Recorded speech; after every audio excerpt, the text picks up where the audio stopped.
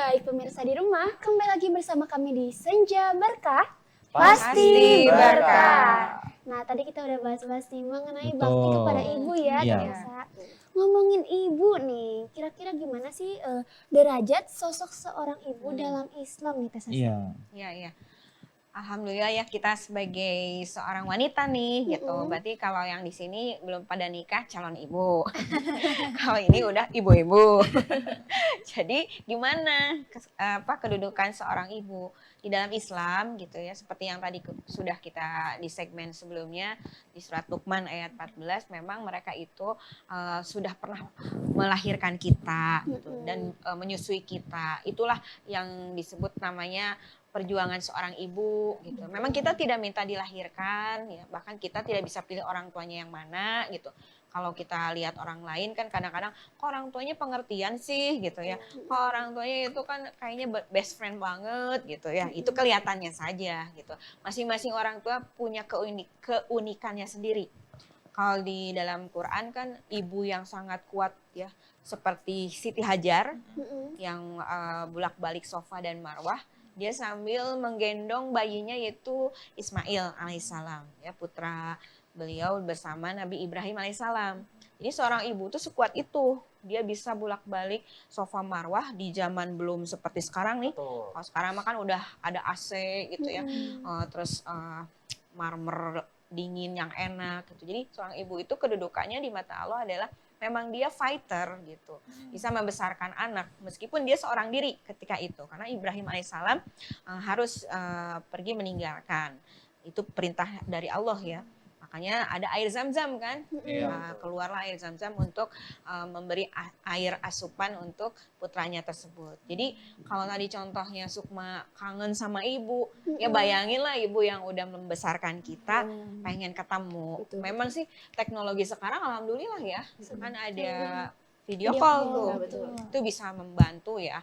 Kalau zaman dulu nggak ada, harus ketemu langsung. Jadi kondisi kita kepada ibu itu dalam hadis diriwayatkan itu salah satu hadis sahih bahwa memang harus kita prioritaskan itu adalah umuka ibu ya 3 kali baru ayah gitu. Tapi berarti kita gimana kalau ketemu sama mamah? Ya alhamdulillah kalau mamahnya pengertian, rata-rata sih nggak pengen apapun asal kitanya solehah aja. Itu benar, jangan meninggalkan sholat gitu ya. Kemudian selalu bisa menjaga kehormatan diri. Kalau untuk anak-anak muda sekarang ya, kan zaman-zaman hari gini kalau jauh dari orang tua, medsos tuh berpengaruh loh. Menjauhkan yang dekat, mendekatkan yang jauh gitu kan.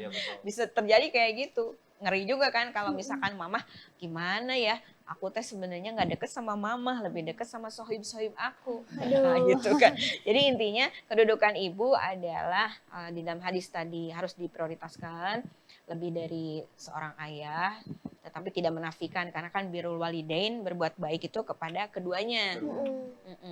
Kemudian juga ketika orang tua kita jauh, kita harus jadi anak yang amanah, yang bisa membanggakan orang tuanya, karena kita termasuk anak yang selalu mendoakan, gitu. Jauh di mata, dekat di hati, dan dekat di doa gitu. Jadi kondisi itulah yang membuat kenapa spesialnya seorang ibu, karena sudah punya andil dalam membesarkan kita, ya, mengandung, kemudian melahirkan, menyusui, gitu, dan mengasuh seterusnya. Kalau bapak sih alhamdulillah suami siaga. Suami siaga ya. Selalu siap antar jaga gitu Iya, kan, iya, menafkahi. Ya itu. Jadi posisinya harus benar-benar kita utamakan supaya kita bisa termasuk anak yang qurrata ayun. Qurrata ayun itu ada doa ya di Quran surat Al-Furqan ayatnya itu ayat 74 yang Rabbana hablana min azwajina wa dzurriyyatina qurrata ayunin waj'alna lil muttaqina imama. Jadi kita berharap nanti pasangan, kalau yang belum married kan berharap ada pasangan, yang udah ada ya itu aja gitu ya. Syukuri yang ada seperti ada bahasan sebelumnya. Iya betul. Sabar juga. Nah, kemudian di situ berharap juga mendapat keturunan yang menyejukkan hati atau mata. Qurrata ayun itu mata, tapi maksudnya membuat tenang gitu kedua orang tua. Iya, iya, Gitu. iya. Oke, seperti itu nih Iya. ternyata. Iya. Ternyata ibu tuh penting ya. Iya, Iya, betul, itu betul. emang ibu tuh untuk kita semua. Mhm. Tapi Iya. bagaimana nih Bu, Mhm. Teh Sasa, hukumnya jika kita menolak permintaan ibu? Mhm. Kayak tadi kan gitu aku Mhm, ditelepon gitu sama mama Mhm. suruh pulang, Mhm. tapi akunya enggak bisa nih. mhm. Jadi kayak gimana tuh? Iya. Ya, ada ayat Quran lagi masih di surat Luqman surat 31 ayat ke-15. Di sini wa in jahadaka ala an tusyrika bi ma laisa laka bihi ilmu fala tuti'huma wa shahibhuma fid dunya ma'rufa. Nah, ini penting. Dan jika kedua orang tua kamu memaksa mempersekutukan aku dengan sesuatu dan engkau tidak punya ilmu tentang itu, maka jangan engkau menaati keduanya. Iya, Tapi di sini kan tidak mengajak pada hal yang menyekutukan. betul. Cuma pengen ketemu doang gitu ya. Kangen doang, ngajak pulang gitu ya. Nah, di sini kita di sini harus penting di sini dikatakan wasohibuma fidunya ma'rufa. Harus bergaul dengan mereka dengan baik, dengan ma'ruf. Jadi nggak bisa kita ada apa ya? Perasaan duh gimana sih nih orang tua teh nggak ngertiin aku gitu Iya. ya. Ada perasaan kayak gitu. Sebenarnya mereka ngerti, cuman caranya. Ya, jadi wasuhibuma fidunya ma'rufa tetap baik kepada mereka tuh penting gitu dari kata-kata. Bahkan di dalam Al-Qur'an di surat Al-Isra ada perintah lain lagi yaitu kaulan karima, kata-kata yang memuliakan. Orang kalau ketemu sama pejabat kan gimana ya? Iya, betul, betul, betul. Ya sama orang penting gimana ya? Iya. Nah, orang tua tuh lebih penting dari itu gitu yang bisa Iya, betul. memasukkan kita pada derajat tadi bersyukur kepada Allah, bersyukur kepada orang tua. Nah, itu. Mhm. Jadi jangan sampai kata-kata kita nggak dipilih. Iya, iya, Pilih-pilih betul, kata betul. dulu sebelum bicara. Kan sesal kemudian tak berguna. Iya, betul, Ya nggak bisa betul, ditip betul. X ya. Iya, Kalau betul. kalau udah ngomong, makanya kalau ke orang tua mah lebih banyak memuliakan gitu. Jadi kaulan karima, memuliakan. Oke, gitu. tetapi ini mau tanya nih ya, Teh Sasa. Karena aku kan pernah dengar kalau misalnya Rasulullah SAW pernah bersabda, hormati ibumu, ibumu, baru ayahmu. Itu kan 3 kali ya disebutkan ibu. Itu tuh mengapa sosok ibu tuh begitu dimuliakan oleh Rasulullah dan di dalam dan Allah Subhanahu Wa Taala. Gitu. Iya, ya seperti yang tadi kita udah bahas sebelumnya bahwa kemuliaan seorang ibu Iya. di surat Luqman tadi udah disampaikan bahwa mereka adalah mereka yang wahnan ala wahnin. Mereka udah mengandung kita kepayahan demi kepayahan. Kalau orang hamil itu ada 3 trimester ya. Trimester 1, 2, dan 3. Bagi yang belum married kan belum kebayang, belum punya anak apalagi hamil juga gimana gitu. Tapi selama kita masih mau baca-baca gitu, trimester 1 itu biasanya mual tuh. Seorang ibu tuh makanya suka ada yang bilang, aduh lagi ngidam ya Bu. Tapi ngidamnya pohon mangga tetangga ngambil, oh itu menyuri. Oh, nyuri itu mah, aduh. Ngeri. Iya, iya, iya. Nggak boleh ya, tetap ya, harus minta ya untuk beli. Nah jadi dalam trimester pertama itu mual-mual tuh gitu, emang bener janin masih tumbuh kecil gitu ya, itu kebesaran Allah. Dan akhirnya trimester kedua itu mulai nafsu makan bagus. Kalau saya dulu biasanya perbaikan gizi yang baik itu datang ke kondangan. Oh, iya, iya, iya, iya, betul. Iya, kebetulan ada undangan, ada Iya. makan-makan di situ kan ada banyak pilihan. Nah itu seorang ibu yang hamil tuh enaknya di trimester semester kedua berarti bulan keberapa? 4, 5, dan 6. Nah nanti trimester terakhir, trimester yang ke-7, 8, 9 udah mulai pengep nih. Anak udah mulai ke, apa sih namanya tuh, udah mulai masuk rongga, apa ya, ada ini, ada rongga ke sini. Iya, iya, betul. Sampai udah nyesek tuh, jalan aja udah kayak drum ya. Iya. Berat ke belakang Udah gitu. ke belakang gini ya. Iya, depan belakang nggak bisa dibedain. Nah itu tidur pun susah, miring kanan susah, miring kiri susah, tengkurap apalagi nggak akan pernah. Nggak akan bisa ya. Nggak bisa. Belum lagi banyak buang air kecil gitu, karena emang ada desakan dari bayi. Nah itu kebayang lah betapa kondisi seorang ibu gitu. Makanya umuka itu adalah perjuangan dari seorang ibu. Karena memang the rest waktu dia harus sabar gitu ketika kehamilan. Dan stimulasi ibu ketika anak di dalam rahim itu paling penting.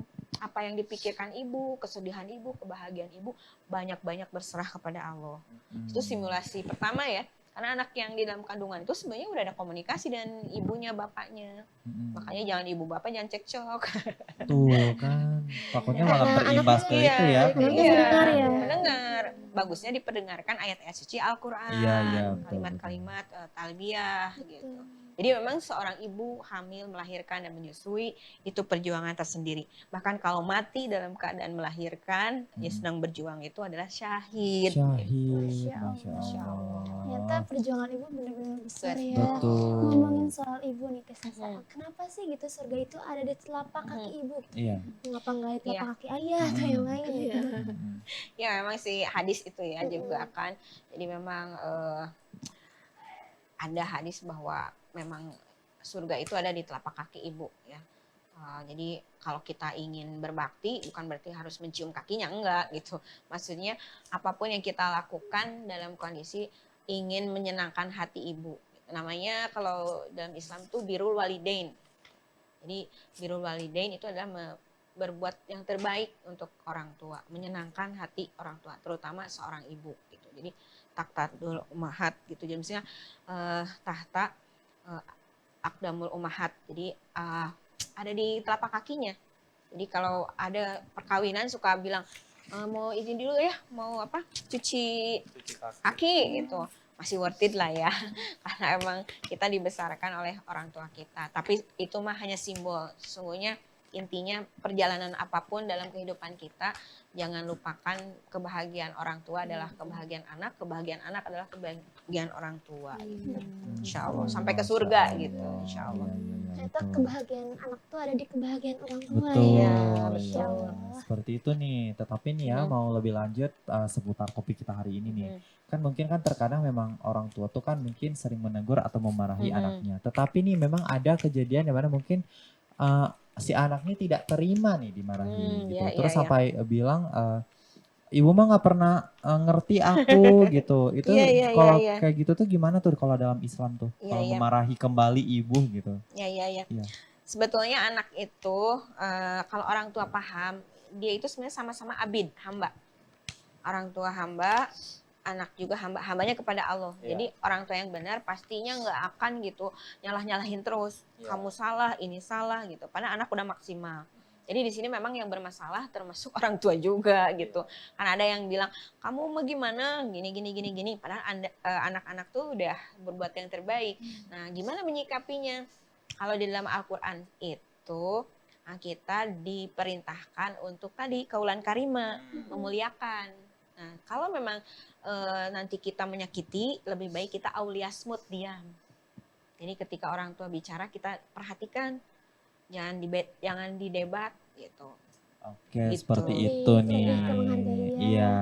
Aduh ternyata episode kali ini sungguh haru ya. Betul. Temanya berbakti kepada ibu gitu kan. Iya. Bener-bener speechless aku dengerin. Iya. Tapi untuk pemirsa di rumah nih jangan kemana-mana dulu karena ada yang mau lewat nih. Betul. Jadi tetap bersama kami di Senja Berkah. Pasti berkah.